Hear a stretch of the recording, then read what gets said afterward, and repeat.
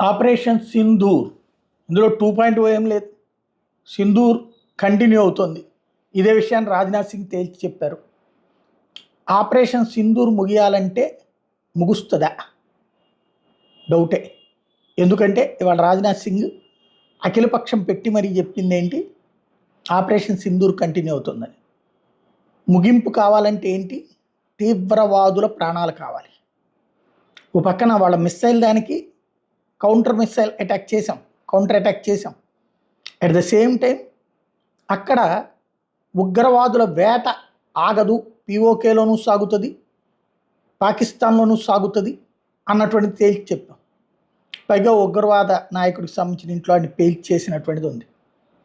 ఓవరాల్గా చూసుకుంటే ఒక స్పష్టమైన సంకేతం భారతదేశం ఇస్తుంది ఏంటంటే, ఇదివరకటి భారతదేశం కాదు.